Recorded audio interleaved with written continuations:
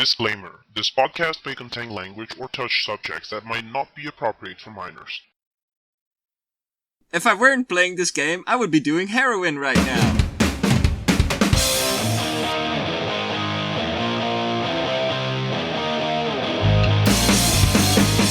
So hello TibiaMMO, this is Panthalion speaking, and we are here today to present a little bit of what will be our podcast. This is Pepe speaking, and we're really glad that you're hearing us. Yeah, so basically, because a lot of people asked, we decided to name the podcast Frodo's Tavern. I mean, we also like this name. So the whole name is actually Frodo's Tavern, the TibiaMMO podcast. I mean, to have a certain relation with the subreddit so people can identify it if they Google it or something. I think it's important to say that we were between Frodo's Tavern and Town Criers, which was their name, and the decision was difficult, but I think we need to please the crowd on that and give Frodo's Tavern the name of the podcast. Exactly. Yeah. Things change. So let's hear the crowd. Just some basic info about the podcast regarding frequency. The frequency that we will record and that we will release podcasts, it's not exact. I mean, there won't be a podcast every day or every week or even every month because we don't know the frequency in which we will be able to do the podcasts. But we'll try our best to keep everything up to date at all times. Also regarding length, it highly depends on the topics, I think. Yeah, it depends on the topics, how much we have to say about them, also how much we know, and maybe the discussion becomes a little bit stale and we just need to kill it and cut it at that moment. So maybe we go for hours and you'll be really, really bored of us, but we will be really into the conversation. Yeah, exactly. That's how it goes, I guess. Yeah. It not only it depends on the topics, but it also depends on the guests. I think everyone read the thread I created, and basically there will be different guests for different topics. So if we invite someone that can speak a lot about certain themes, then I think the podcast will blow and will be 1 or 2 hours, and that's fine. But sometimes we will be inviting people that maybe will not speak a lot, or maybe it will be a combination of the person the guest does not speak a lot, and the topic also does not provide a lot to be spoken about. So it will be a mix of these things. Also, we want to make sure that the podcast has a certain bar-like atmosphere or tavern-like atmosphere for to keep in context. We want it to feel like it's a bunch of friends or people speaking in a bar table, drinking some beers, and then everyone in the bar is listening, and that everyone is you that is listening to us, or you that are listening to us right now. Yeah, that's basically how we imagined this whole thing. I actually will be drinking a beer, or maybe 5, while doing this, so I have the proper tavern atmosphere at least. Is this a promise? Is this a promise? Because I will ask you to send a picture of you drinking a beer for every podcast, so we can post it together. Okay, maybe not this one, but I will promise. I will promise that I'll have my podcast beer. Okay. Or my or the full cake. I don't know. Things will change. So the range of the topics that we will be discussing is basically what we wrote on the forum. I mean, if you didn't apply, or let's say apply, I mean apply, it looks like a job interview, as I said. Basically, if you want to know what topics are going to be discussed, just take a look at the forum. You can also fill it if you want to participate, to be a guest, and you will see. But basically, it consists of things like Tibia lore, wars and PvP, game mechanics, game changes, latest updates, and things like this. Also, Mysteriando and whatnot. Yeah, it's important to know that stuff that happen every day on Reddit and every day on the forums, and even the Tibia news, we might discuss it the day after or a couple of days after. So if the thread becomes big, we will have a lot of stuff to talk about. So yeah, that's going to be added to the podcast somehow. But it's gonna be. Yeah, exactly. So just to have it as a general information, I mean people might be wondering about who we are or whatever. My nickname is Panthalion. I am currently playing a elite knight on the server on the world of Antica, the oldest of the worlds. And I normally only play my knight. I don't play any mages or paladins or whatever. I am Pepe. My name is Pepe. That's kind of my real name, so what I like to use. I play almost all vocations on Premia, mainly my paladin, and I have a druid that I used to play every time my girlfriend gets on the game, but she doesn't get too often, so my druid is kind of low level. But that's it. I'm really interested in role playing. I like to feel myself as a lonely hunter, and I really like questing and a little bit of Mysteriando, a little bit of it, like just a sprinkle on top. About the guests, it's also important to take note that the guests are from different nationalities. I mean, Pepe and we are also not English, like native English speakers. So it's normal that people will have accents. That's what I mean. People will have accents. People will speak something that is not quite right. I mean, me, as for myself, I can speak that sometimes I will make some grammar mistakes, but that's how it is. I mean, we are not native English speakers, but we are doing our best to bring this to you guys and girls. I know we have some girls on the subreddit as well. And it's important to encourage you, if you're not a native speaker but you want to be a guest, that's not an issue. Like, here my voice is really bad and my accent is really bad, but I don't care.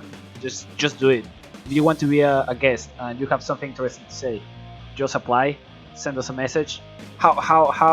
Which will be the best way to send us a message, Panthalion? The best way to send us a message, I think you could first of all contact us through the subreddit. Just send us a private message or anything on inbox. Or, of course, you can always contact us in-game. I mean, at least for me, for myself, I give leave to you guys to PM me in-game. I can't promise that I will reply immediately or that I will even reply. Sometimes I'm just AFK, sometimes I'm hunting. I can't stop and just start writing. But if I am available, I will answer on the subreddit or in the game. It's no matter. It's no problem for me. For me, if you want to contact me in-game, please let it be a letter or a parcel with mushrooms or something like that, and a letter. Yeah, I like the mushrooms. And you are poor, you can't afford them for 10 GPs each. No, they're on fucking Edron. It's difficult to get there. Sorry about that. Yeah. Maybe we will edit that. I later. see. Who knows? I see. Maybe we'll keep it. I don't know. Yeah. So that's it for the moment. The podcast is about to begin the first episode. This was just a short introduction. Well, maybe not so short, but now you guys know what this is about. And yeah, let's have some fun together. Please apply, be a guest. We are pleased to receive everyone here and to have a nice conversation and make it public to the whole subreddit afterwards. If you have knowledge other than Tibia, like let's say technical knowledge, programming, network engineering, or whatever, it's really interesting to have those kind of guests, because we can talk about all the stuff that it's like dark magic to us. So it's not only Tibia related lore or power gaming guests that we're looking for. We're also looking for like other stuff. So very nice. Thank you very much for listening, guys. Thank you very much, and enjoy the podcast.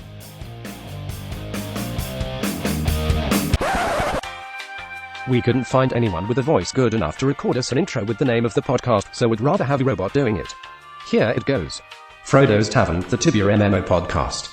Yeah, that's right. That's it. Just begin already.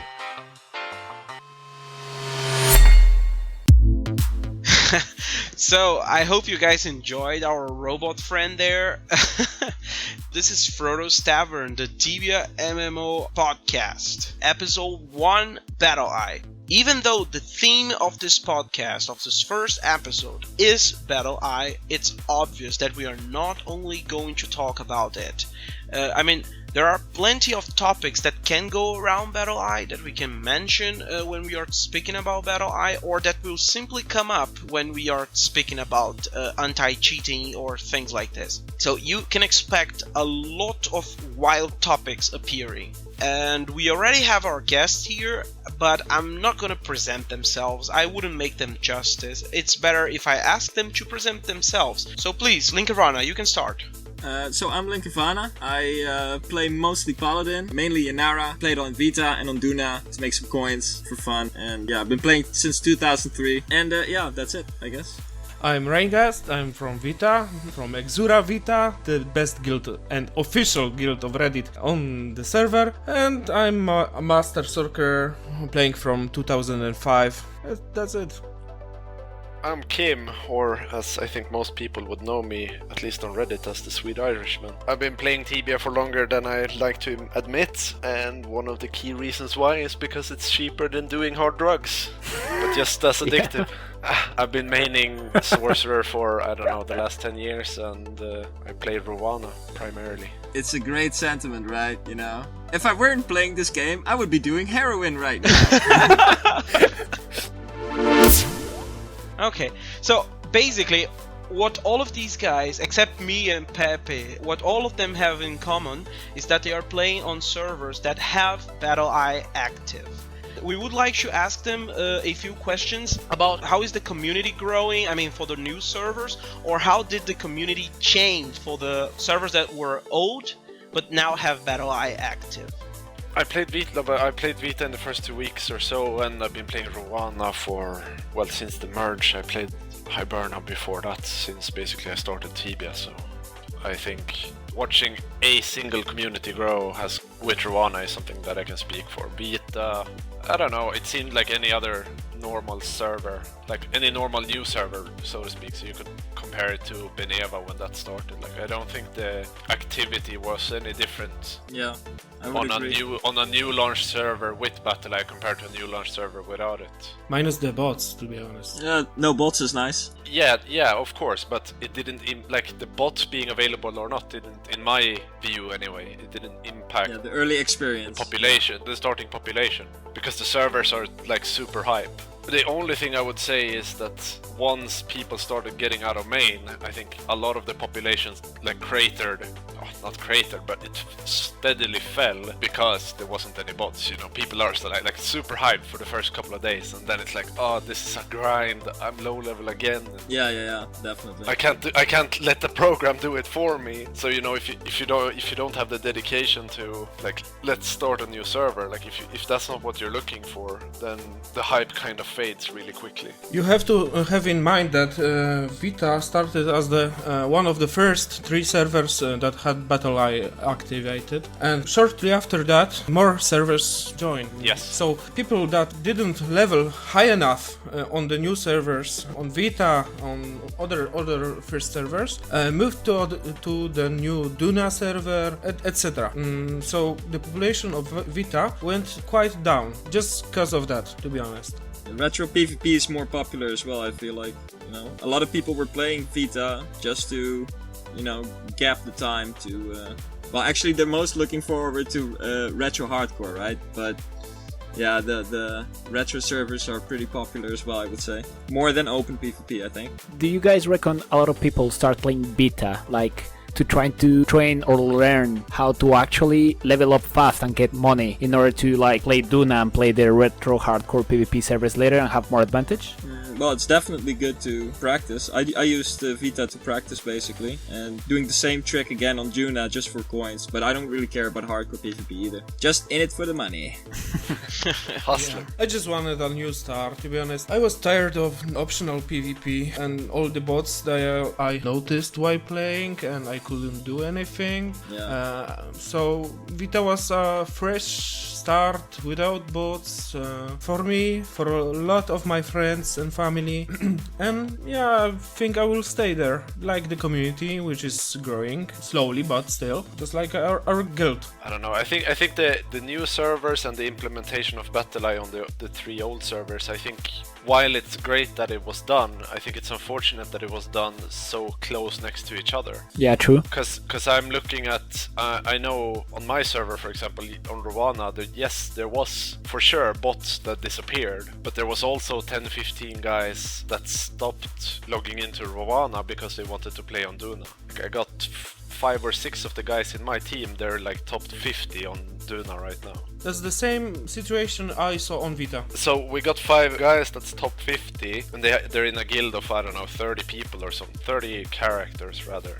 And with Duna launching so close before Rwana was introduced to BattlEye, I don't feel comfortable talking about, like if you look at online statistics anyway, using guild stats for example. I don't like saying, oh, there was a crash in the activity on Rwana after BattlEye was introduced, but... Someone posted numbers on that. Have you seen that on Reddit? Yeah, I know. But I don't It like. seems I reasonable. understand it, posting like that, but at the same time, I don't know. Seeing how Duna launched, like, what was it, 1 or 2 days before Rwana was introduced to BattlEye, I can't say if all of the gap is bots, or if it's 50-50, or if it's 75-25, or 25-75. Like, for me, it's really hard to tell. Well, I mean, there's always gonna be new servers, right? Taking people away. Of course. So. Of course, but let's say Duna would have launched 4 weeks earlier or 4 weeks after, then it would have been easier to say, okay, was there a natural dip in Rwana? Like, how much was the actual dip in Rwana, for example? Right, yeah. If you look at Guardia that was introduced to BattlEye as well, there isn't a dip at all. There's a difference of like 5 characters, it's nothing. Because I know, like, some of the guys that left from Rwana to play Duna, if it was possible for them to just have another client open, like it was with Tibia11 before, on the like it is on Tibia11 on the non-BattlEye servers, I'm sure they'd at least stand online on their character just to be ready in case something happens. But what happens now is that since they can't have 2 clients open, they'll be online on Duna, something happens, they know it's gonna take them 2 or 3 minutes to get away from monsters, lose PC, relog, then it's gonna take them a couple of minutes to run to wherever they need to go, and then the action is already, like, whatever they needed to go for is already done. So instead of like swapping, they just stay on Duna because they know that it's useless for them to go.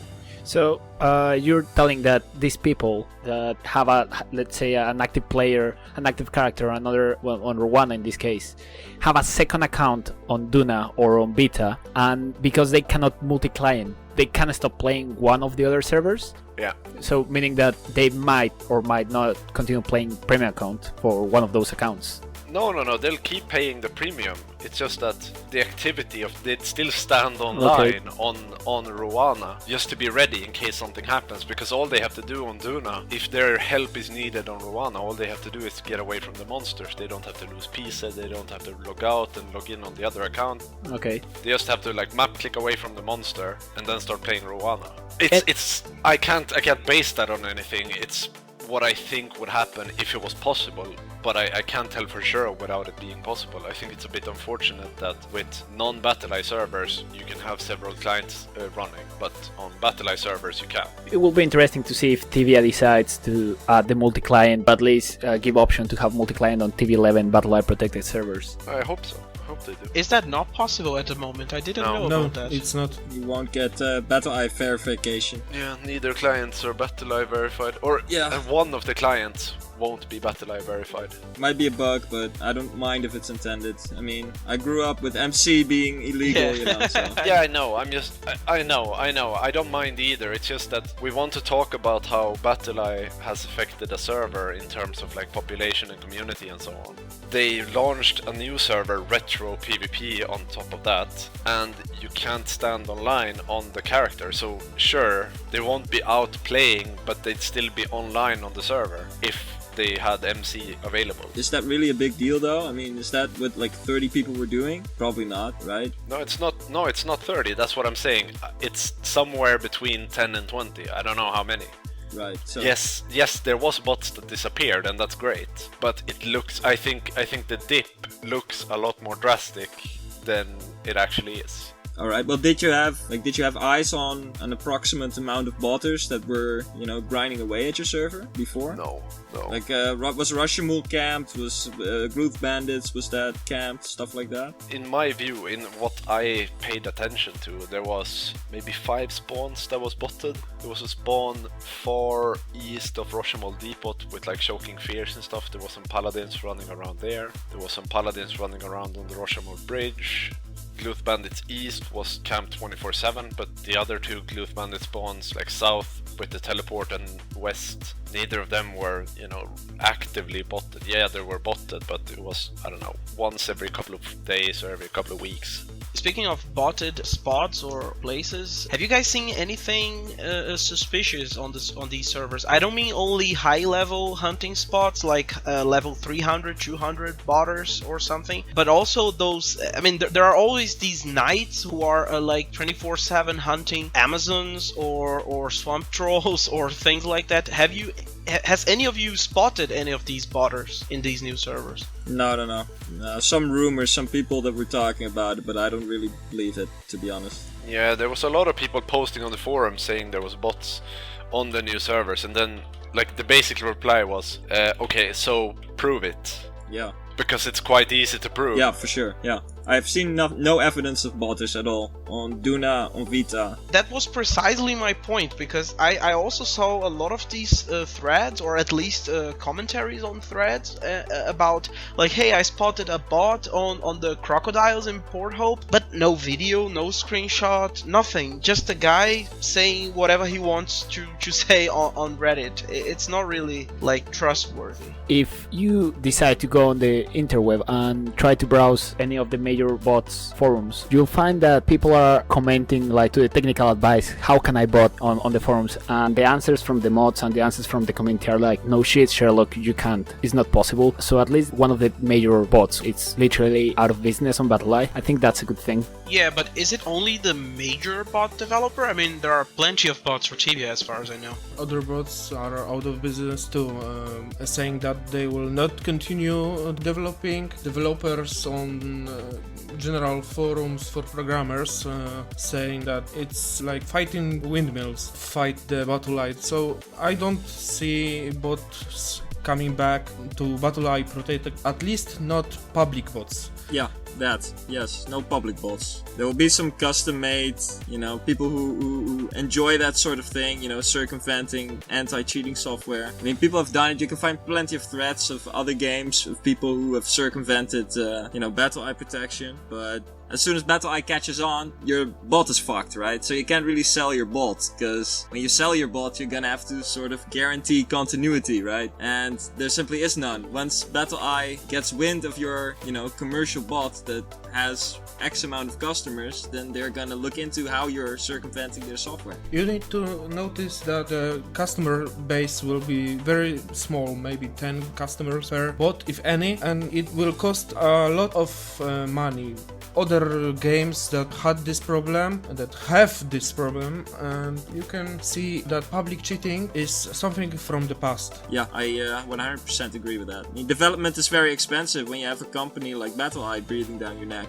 You constantly need to evolve in how you circumvent that stuff. Otherwise, you can't really sell a bot. Did any of you guys came across the news of Blizzard suing cheating companies and winning multi-million lawsuits? What do you think about that? Do you reckon TybZuK could do something about it? Would one do something about it?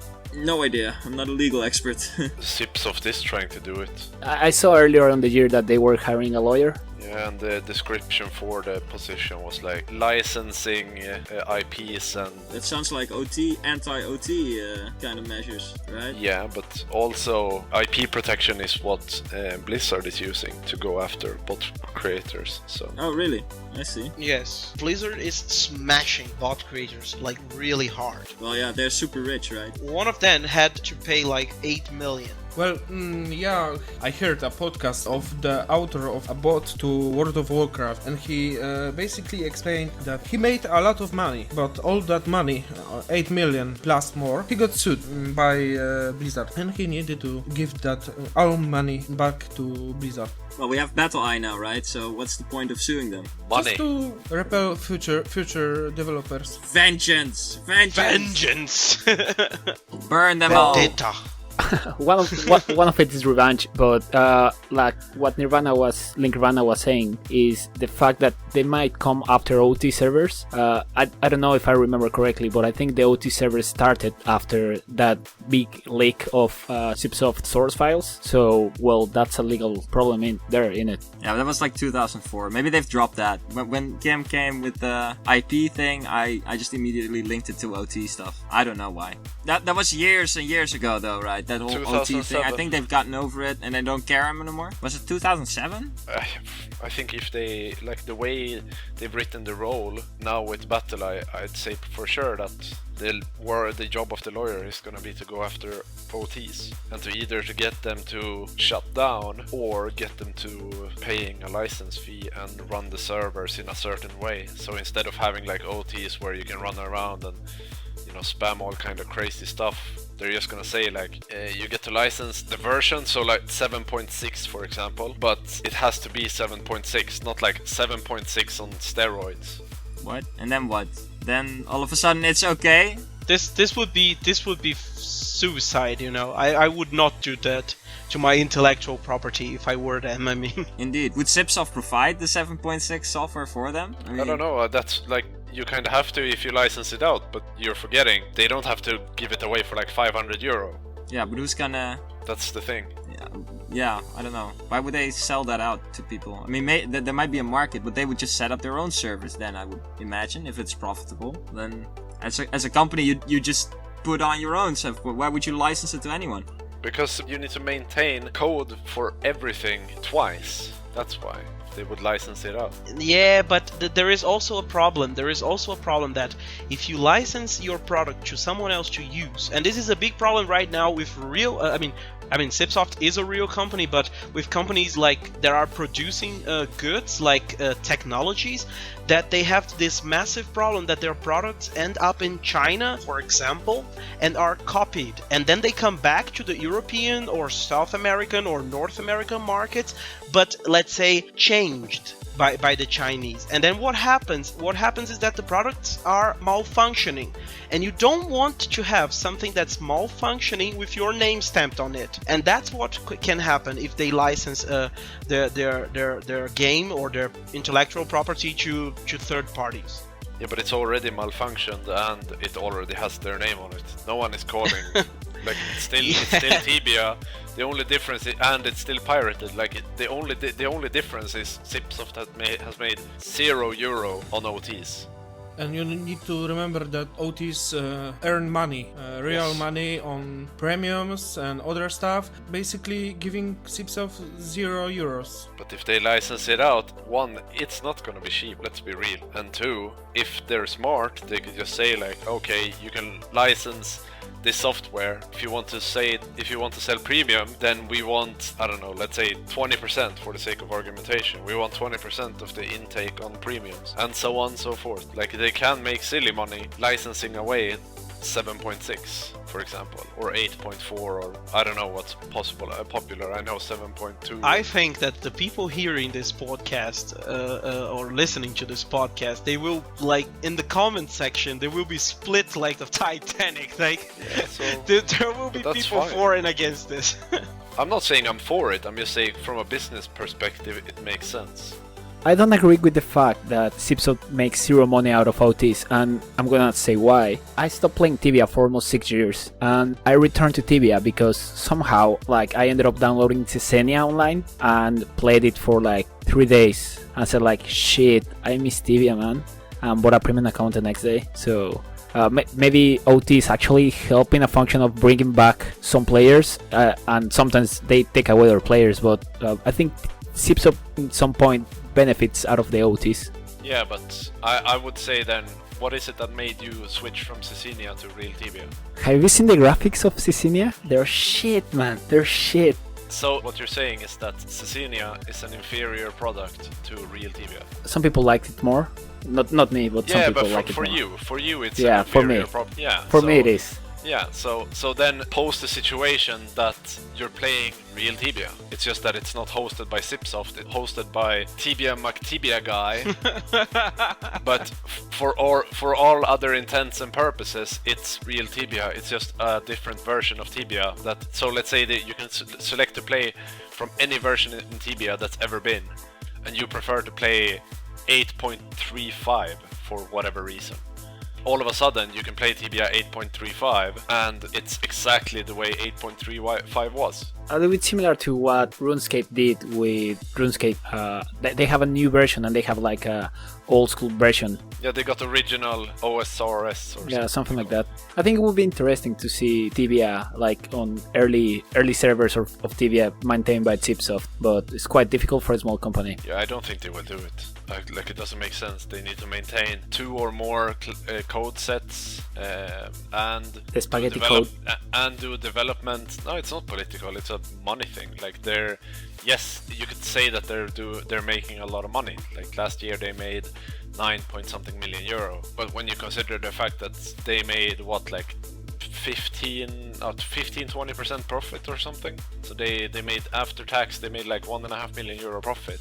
If they need to maintain another set of code, then that profit is either gonna turn red, or they need to host a lot of servers and bring back a lot of people. But I mean, if a third party gets licensed to use that stuff, they will have that cost, right? To maintain a code base and all that. So why would someone then get licensed by Zipsoft to do it? If it's profitable, Zipsoft will do it themselves. Yeah, but then they'd have to hire people. Like, there's a whole machinery behind it. It's easier for Zipsoft to just say, we'll give you access to the code, and you can maintain it under these specifications, and you pay us a monthly fee. Like Zipsoft is doing they have essentially no cost, and they get paid. But then the third party would be running at a loss because they would have the cost of maintaining and all that stuff, right? You know, that's a business thing that they need to figure out. That's not something Zipsoft has to figure out. Zipsoft is saying, we're willing to license out our software. If you want to build a business around our software, go ahead. Just remember, you're gonna have to pay the license fees. That's it. Right. Talking about OTs, did you guys play any OT? Not seriously, no. 10 years ago, maybe? Yeah, like those war OTs and shit, you know, like 10 years ago, yeah. Okay, because quite curious that one of the biggest bots and all those are still maintaining the bot for OT servers, and apparently they also have good money into bots for Mediva and for random OT servers for 7.6 and beyond. Yeah, well, it's money for them. They've already created the bot, and there's obviously a demand. It doesn't cost them to host, like it costs them a couple of dollars a month to do the hosting, to just keep the servers for the download files up and running, and it's income for the creator. Like, he's still getting paid for work he did, I don't know, 8 years ago. It's just the same as if Zipsoft would license out their software. They're getting paid for work they did in the past that currently is non-revenue generating. Well, like the new retro outfits. I don't know if you guys seen the discussions of the forums of the guys saying like it's really expensive and they just reuse one asset. It's great. Nostalgia, man. It's something that was free and now costs money. I think that's a bit of an insulting thing to do towards your customers. I don't think so. Something that was free, now you get to pay. I don't know, man. That bugs me. The upgrade of the outfit was free as well, you know, when they revamped the outfit. I'm not saying their new outfit is better or worse. I'm just saying when they did the revamp of the outfit, that was free as well. I don't know. It just feels like getting fucked, basically, you know? I think it's perfectly legit. Because I want those outfits, right? But I don't want to pay for them. Yeah, I already have the Retro Knight outfit, so I'm kind of biased, I guess. Yeah, well, I want the Warrior as well. I don't care about the money. You are saying Retro Warrior, well, Retro Knight, but actually it's like Retro Dwarf. Like the sprite is. That's because the outfit is off-center. It's really annoying. Yeah. I hope it's like a midget running around. That is ridiculous about this outfit. No, I just realized it's not just it's something that they're not just completely reusing an asset though, because you can mount now. You could. Well, yeah, you have to touch it up a little bit, but I mean. Yeah, sure. It's still work. Yeah. I'm not saying that. All right, so I think okay, let's make it not free, but cost like 100 coins, right? That's Sure. 50 coins, something like that, Yeah, you know. Yeah, that'd be fine for me as well. I'd still buy the outfit. I mean, I bought it for 870 coins, so of course I that's- would buy it for 100. I mean, what the fuck? That's more than 3 months of Prem. What the hell, man? So what? Yeah, it just doesn't. Nostalgia, man. Yeah. So, getting back on the BattlEye topic, episode because we 2. are completely diverted. We are not talking about BattlEye anymore. Right. Yeah. Basically, about these servers you guys are playing. I mean, this would be especially for Kim now. Did you see any difference regarding like the economy of the server? Has anything changed already? I think it's too early to say.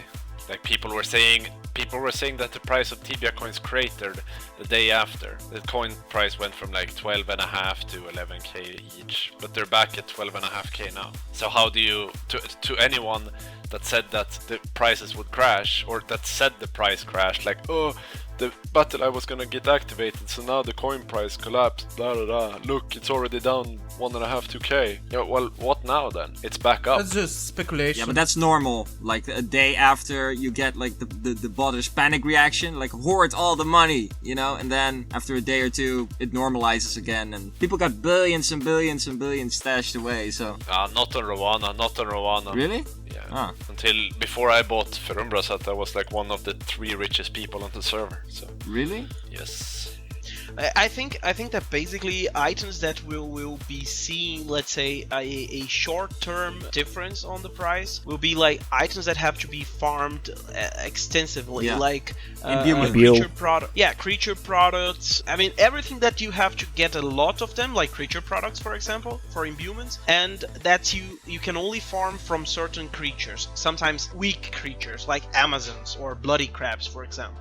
I think these items we will be seeing a difference in a short term.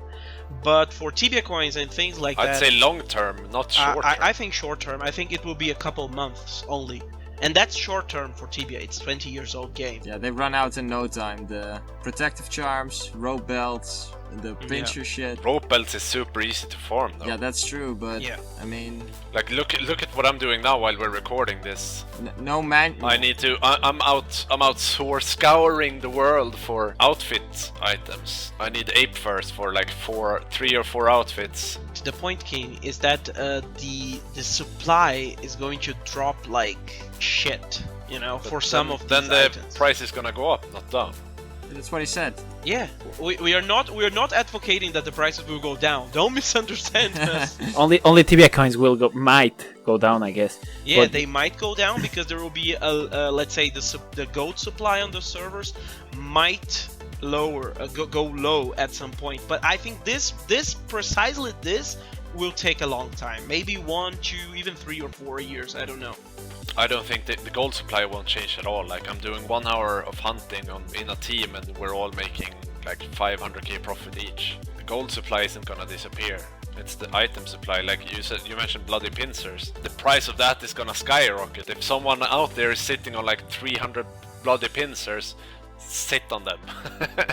I might be saying silly now. I might be saying something very silly now, but I think that the gold supply on the server, it will eventually go lower as it is right now, for a very simple reason. No boss, Just right? think about 2 things.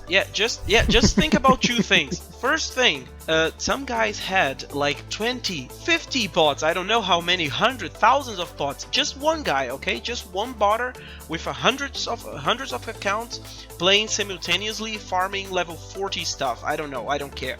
And now these guys, all of them at once, are gone. Poof. Vanished. Okay? So this is the first thing. The second thing, and I completely missed my point now, and I don't know what I'm saying anymore.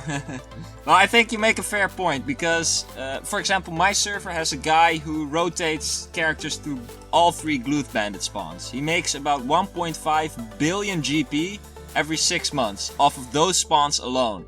and he has more than 40 accounts on different servers, farming Roshamul, even Farambras Ascension, stuff like that, right? And all that completely gone with BattlEye. So money will slowly go down, because there's plenty of ways to waste your money, right? Like Tibia coins, that money goes to no, wait, not Tibia coins. Retro outfits. Yeah, Tibia coins is a bad example, because that money goes to another player, Gold right? sinks is the answer to this, because now Tibia has 2 major gold sinks. We are talking about praise system, and we are talking about freaking expensive, motherfucking expensive imbuement system. 300k I pay every time I am imbuing my Demon Wing axe. Yeah, but it lasts you 20 hours. Are you saying you can't make those 300k back? Yeah, what do you mean Yeah, expensive? you make them back. 20 hours. Yeah, what do you mean expensive? it's Imbuements is like one of the most money Profitable. saving things. cost effective, yeah. Yeah, for cost sure. effective implementations they've done in forever. But that depends on the imbuement, right? I mean, that's not the case for every imbuement. Yeah, I mean, of course, getting plus 30 speed isn't something that's gonna make you. Yeah, but even crit can just drain your money a bit, just for a little bit of extra exp, right? You get a little bit of extra loot, but that's not gonna pay off the costs of, for example, level 2 crit. Yeah, but there's so many things to consider to that. So what is it? 10% chance at 50% hit, right? No, 25 The for best. level 2. Okay, let's say 25 then. That's a 2.5% DPS increase. Yeah. Over 20 hours. Yeah. So there's 2 things you need to look at that then. First of all, if you have mana and or HP leech, that's gonna increase the leech by 2.5%. So that's gonna reduce your supplies. And with the damage being an increase by 2.5%, you're also gonna spend less time standing with monsters attacking you, so you're gonna save supplies on healing and so on. Yeah, those first 2 are relatively minor, I would say. The biggest difference will be in you will kill 2.5% more monsters, right? That's where the actual gain is. I mean, sure, you can heal, you can do 1 Exura less every 10 monsters with a 2.5% damage increase, right? But that's not gonna make the difference. That's not worth counting, in my But opinion. it's 2.5% more monsters over 20 hours. Yeah, but I mean, I always look at it per hour kind of deal, right? It costs X amount to do the imbuement, divided by 20, that's the cost per hour. Do you get that money back when you use level 2 crit? The answer is no. You do not. I don't use it for that sole reason. No, I don't okay, think but it's worth I'm it. saying it's not a cost-effective imbuement, right? In that sense. No. But Mana Leech, that definitely is. On a High Paladin, oh my god. High Knight. Or High Knight, oh yes, High Mage even. Anything, just Mana Leech. Guys, you know what I think? I think that you guys are fucking much more richer than I am. That's what I think. You talk about imbuements like it's a fucking Boots of Haste. I don't have that much money. I don't have Sorry. Boot of Haste. Oh, Or you imbue once, and then you go hunt for that 20 hours, and then you get more money than you put in, right? I mean, it's just a 20-hour investment. It's not like we're talking about millions here, right? yeah, that's correct. I mean, What level are you? 5. 152, I think. Ah, okay. I mean, I didn't log in my character for some time. And what's your Yeah. level? Just like once you get up to, I don't know what level Kirvana is these days, but when you get up to my level, imbuements are insanely cost effective. Yeah, the higher you get, the better they become. Well, I'm running around on a 560 EK right now, so Yeah, that's pretty solid. That will get you some nice mana. yeah. Get that for the I got life drain on my armor, I got mana drain on my helmet, and I got life and mana drain on the sword. I don't, but that's the thing. Like for me, that's insanely good. If I go on solo hunt without the imbuements, it's like just throwing money in the lake. There's no like I can do it, but it's stupid. It just like you end it at a certain. It's like ammunition, right? Like crystalline arrows. It's ended The at more profit you get. a certain level of. It's balanced for a certain level of player. The higher you get, all of a sudden, anything gets cost effective, right? And the same is true for imbuements. They just kind of get out of hand. And because Tibia is a game of synergy, you get the crystalline arrow damage is going out of hand, so your mana leech is going out of hand, so everything just falls into place at some point. Yeah. I was reading earlier today a post Reddit about this guy talking about this 840 druid hunting, being trapped on Roshamul and just being able to out-damage, out-heal, and do everything. And I don't know, people talk about Sips of being shit at vocation balancing, but there's a point, as you said, that every vocation it's amazing. Like there's no way, like you say, an AK can do more damage than a mage. Yeah, 500 AK can do more damage than a 300 mage, maybe, and then an 800 druid can do more healing than an EK. I do more damage than a 600 mage on my 560 EK, as long as the monster stayed next to me. That's kind of that's kind of how the balance, like that's where the balancing comes into play. If I made as much damage as a mage when the monsters weren't standing next to me, then whew, but I don't. I just make more damage if the monsters are standing next to me. True. Yeah, but the vocations aren't. They are balanced asymmetrically, right? So yeah, it's really hard to take one situation and go like that vocation is better than that vocation, so that's why that vocation is overpowered, right? That's not a thing. Every vocation has its strengths and weaknesses, and I find it really tough to talk about balance because it's just such a complicated topic, right? Yeah, and then you add in what you like to play as well. Like I have friends who hate to play druid. They recognize that objectively druids might be stronger than sorcerers, but they refuse to play it because they don't enjoy the playstyle of like having to care about others. Right, yeah, I hear you. What do you guys think about all the concerns about BattlEye removing the privacy of your files in your computer and all that stuff? So stop playing. If that's a concern, stop playing Tibia. Yes, that's basically true. I'm okay with it, at least to a point that they're not sending files, my private files, to their servers and using them against me. Raingast, I understand what you're saying, and I just want to play the devil's advocate here, but there is absolutely no guarantee that they will not be using these files against you. This is a concern. You have a similar guarantee when you install basically any program with admin rights, right? Very good. True story. So, I agree. I really think that the issue here is, well, it's not semantics, but it's almost semantics, right? Just because BattlEye is actively scanning your memory, all of a sudden my panties should be in a twist? Nah, I don't really care. Because I run that risk whenever I install, any program, right? So... Yeah, basically it's a bit, we are a bit hypocrite if we say that BattlEye is like watching us or grabbing personal stuff from our computers. Yeah. Because right now I am recording this podcast with my phone sitting right next to me and it has Facebook installed. So how about that? They're watching. It's optional to play Tibia. If the privacy concerns is such a big deal, then you stop playing. Yeah, I agree.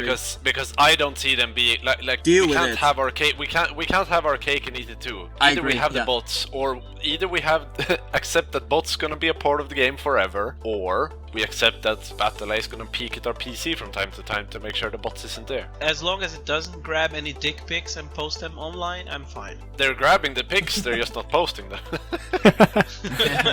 Well, to be fair, a security concern is that they grab a file that it's important or it's sensitive to like your integrity, and well, the file can get leaked, BattlEye can get compromised, and the file can get leaked. What happened right now with the new virus? I forgot the name, but it was WannaCry. Yes. It was basically engineered around the solution that the FBI paid to this company, to the NSA. It was basically engineered out when there was a breach in the security system. So I don't know if it's gonna get that serious, and I don't think BattlEye get to that position. But there is an actual concern about that. Yes, there was a thread on the Arma 2 subreddit. I don't know if you guys know, this is a FPS game, and it also has BattlEye activated for some time now. I think more than 1 year already. And someone posted a very interesting thread. I'm actually gonna link it in the description of the podcast when I post it. And it basically it's what Pepe is talking about.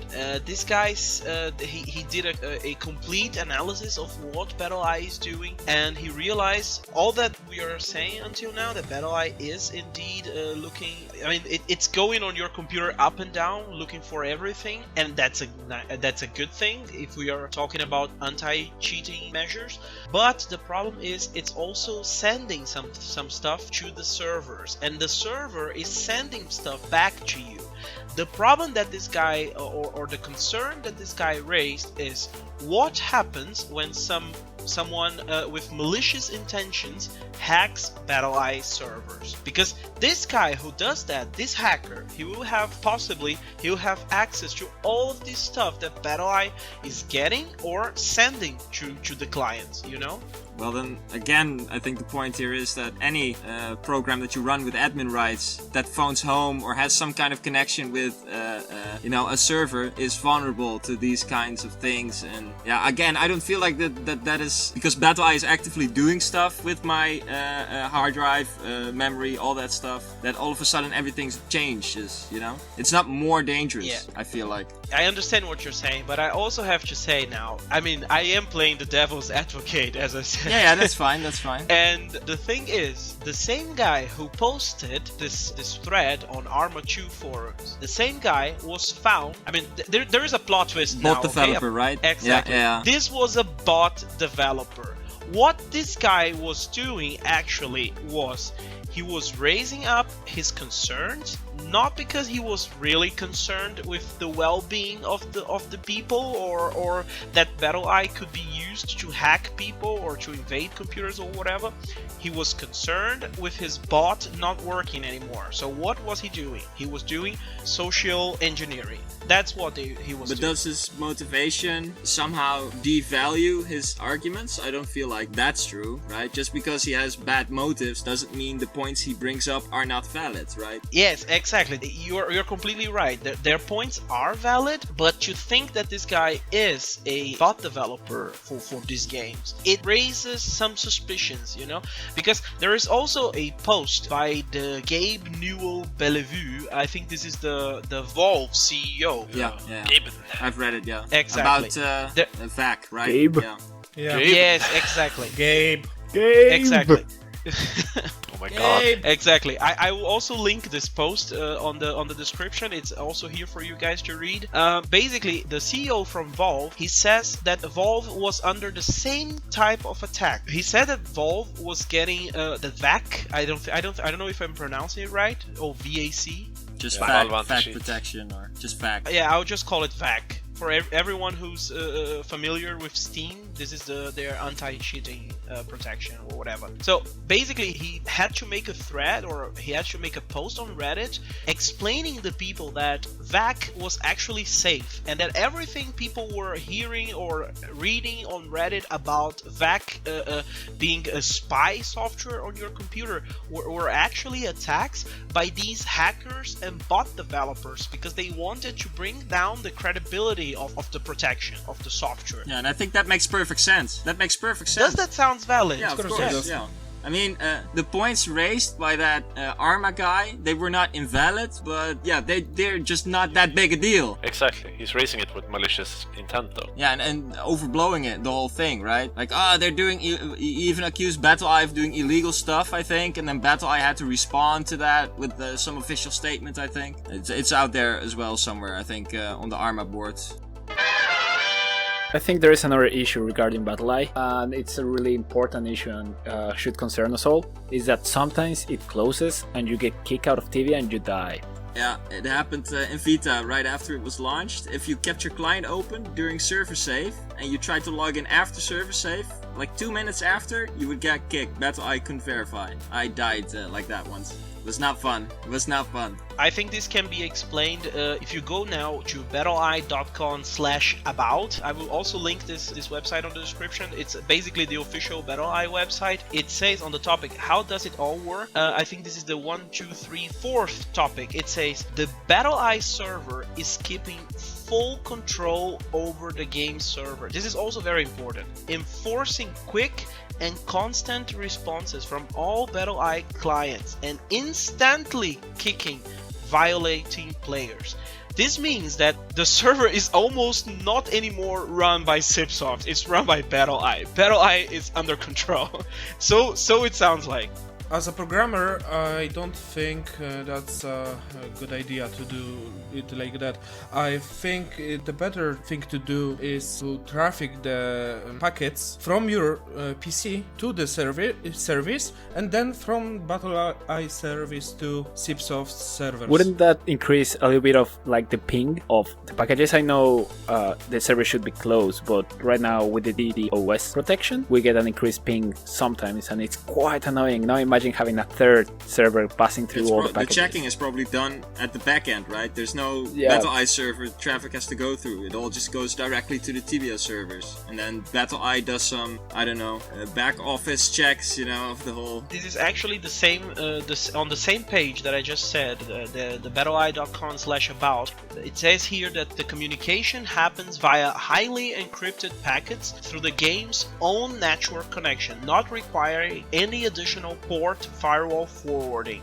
There is a secure auto update system working very reliably and bandwidth friendly without disturbing the players. This is what they're saying here on their website. Yeah, they are just basically saying that the integration is using the protocol of Tibia or other games, so the traffic probably just goes to the Tibia servers, and they are sending data that they collect to the BattlEye services. It does not mean that the BattlEye connects to its servers directly from your computer. Well, you have a BattlEye service running, right? Maybe that is phoning home or sending some kind of information back. I don't know. I have no idea how the whole BattlEye system works. So, like, technically. Apart from that disconnection that you got because of BattlEye, does anyone know any other problems with BattlEye and Tibia running that can kill you? I haven't heard anything. Well, that's good.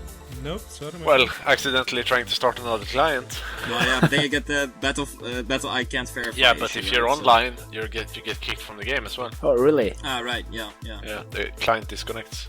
One con I noticed was I cannot use KeePass to store my passwords.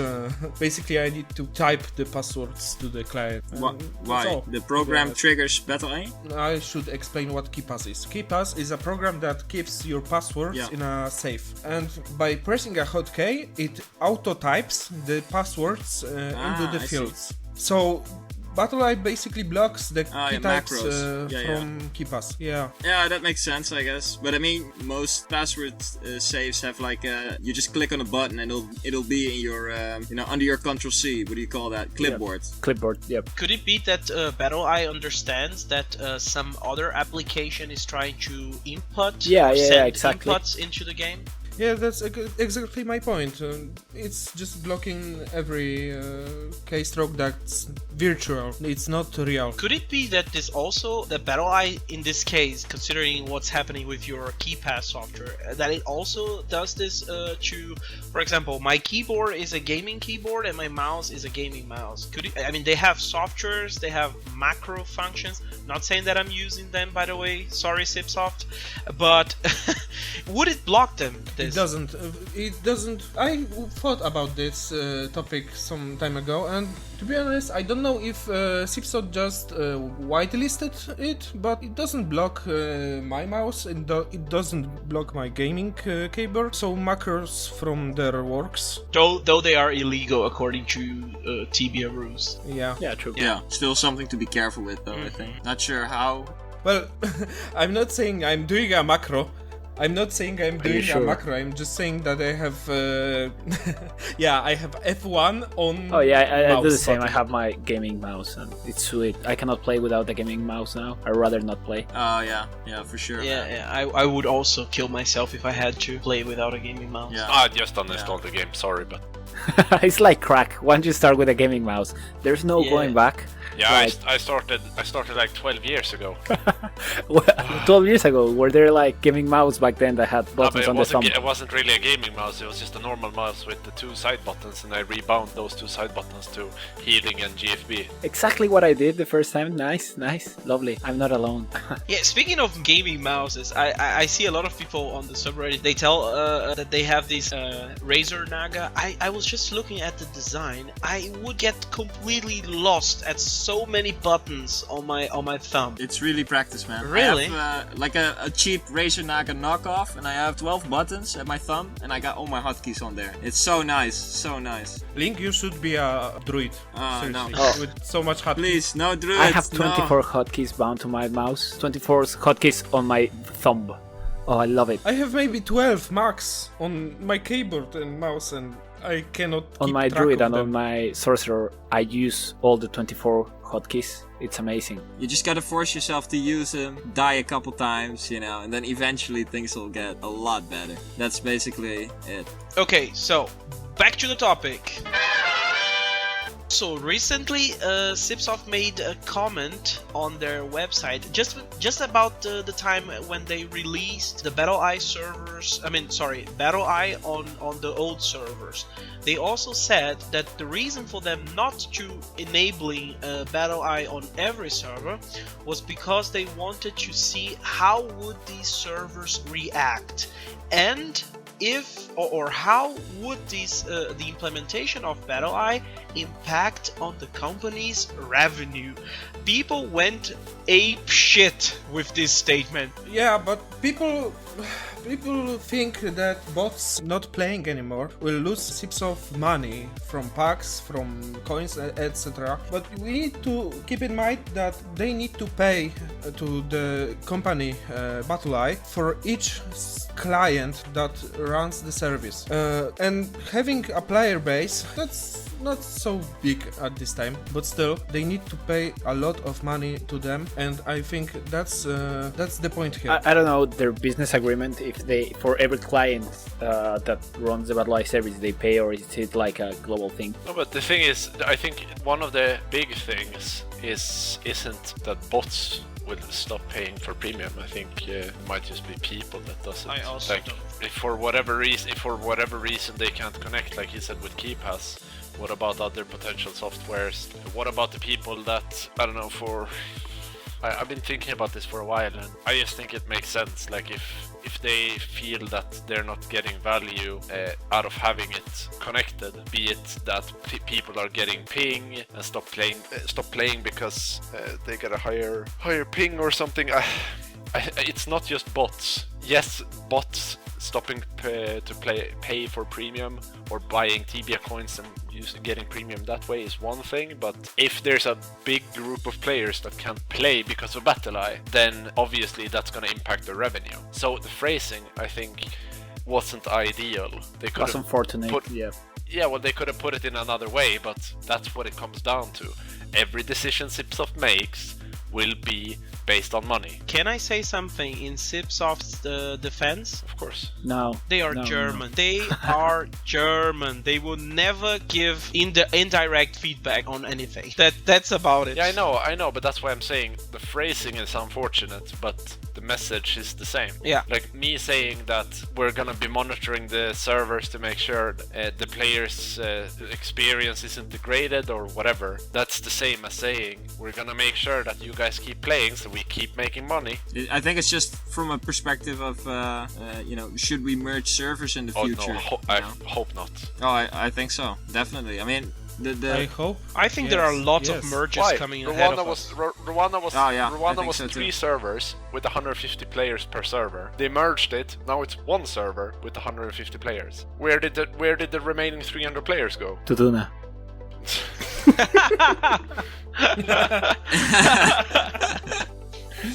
Shit. But I think that's the biggest argument against merging servers. Where did the remaining players go? But I think there we need to look at, like, the whole botting thing is a big motivator to go and dominate a server. And dominating a server is probably the biggest reason why people leave a server, right? Because it's dominated by a certain group of people that they do not get along with. We had Rwanda for 1 year, and there was 10 guys. Like in a team of 50 or 60, there was 10, active 50 or 60. There was 10 guys that was botting. They weren't botting 20 characters, they had like 20 accounts each. It was a couple of accounts per person, and they normally kept to 1 spawn, so they were rotating accounts in a spawn rather than claiming 10 spawns each. the motive for us wasn't like win the server and bot. The motive for us was to win the server because fuck the enemy. And that's still the motive now, like even with BattlEye, that's still the motive, fuck the enemy. We want to do whatever we want, whenever we want to. And right now we can't because we have an enemy, so we kick them out. But generally the idea, the dynamic that I see is there's a core group of like 3, 4, 5 people that bought the living shit out of the server. They recruit a team of maybe 20, 30, 40 people around them. And that group of people gets to hang out with the big boys, you know, and swing their e-penis all around.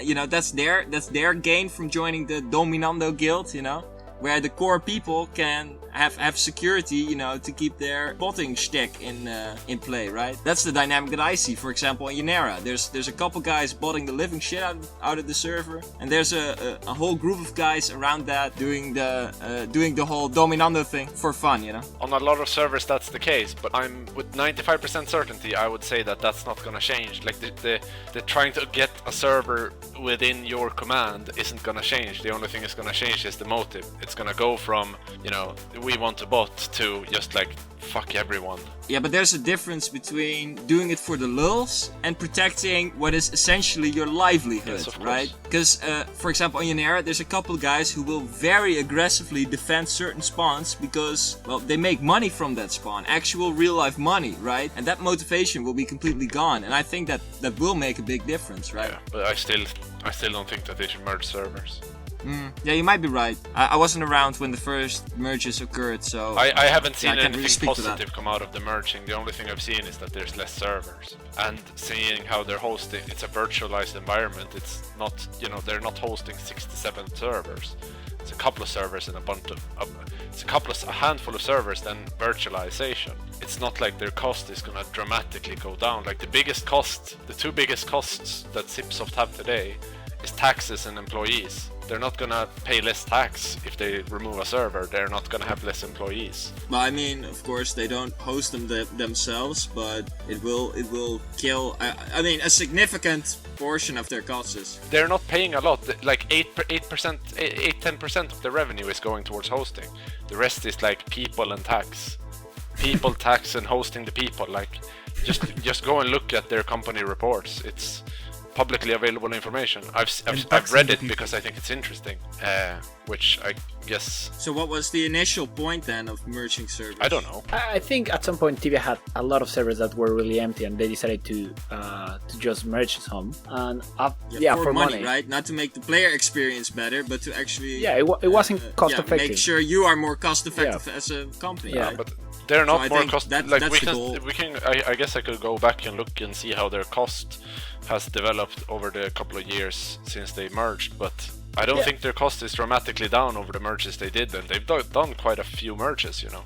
Yeah, maybe Subsoft will listen to this podcast. We can only hope, and maybe they will count on our arguments, and maybe do something differently. Oh, speaking of which, we have had this whole situation with the intern CEO. It even became the April's Fool's joke. What do you guys think about that? As in Subsoft reading Reddit? Or? Yes. I mean, the thing is, we all were like discussing things like if you were in the forums, in the official forum. We were discussing things, proposing things, you know, giving, having debates, nice argumentation here and there, people giving their ideas on the threads, and this was all in a closed community. We never thought we were being, let's say, watched by them, and then out of nowhere they pull out that April's Fool's joke. Ain't that one guy that basically quit his job? Yeah, I think it was him. The question is, was it only him? We will never know. Several of them check Reddit, I'm sure of it. You work for your company and you sell a game, so obviously you have to be on point with everything that's going on around it, right? So I have no doubt that several of them read Reddit regularly. I would be surprised if they weren't reading Reddit, right? I just think, of course, Subsoft is reading the proposal boards and the auditorium, and you know, even the individual game server boards they must visit every now and then. I'm sure of it. It's their job. You get paid for that shit, you know? I have the feeling that what you said is correct until a point. When you say they have been reading the fan sites or the Reddit or the proposal boards, I feel that you're missing a word, which is lately. Because for about 5 or 10 years, Cipsoft was like, all they did was release updates and fix small stuff. Just because they didn't communicate about having read the stuff. I'm 100% convinced that in that time they read 9 out of 10 popular proposals. No doubt about it. They just thought that, you know, either Tibia wasn't ready, or they didn't have the technical capability, or, you know, etc, etc. I also don't doubt it, but why not engage with your community, you know? It's your paying customers. Oh yeah, I agree. Yeah, I agree. Just coming back to the owning servers and ruling a server, do you guys think after BattlEye we will see more changes in who is the leading guild on a server? On the servers? Some, I think, because there are some people who play the game like it's their job, and when they won't be able to make money anymore, then they actually have to go outside and get a job. So there's people who don't have a job but plays it like it's a job, but they don't make money from it anyway. I don't know. Tibia players are like really weird that way. Thanks, man. Some of them are. I used to do it as well. Skip school, play Tibia all day. Yeah, no, I don't think a lot will change. The biggest factor to if you own a server today or not is 1, dedication, and 2, the amount of people you have. So even if it's your opponents doing something, if you're able to just deny them, then you're gonna win.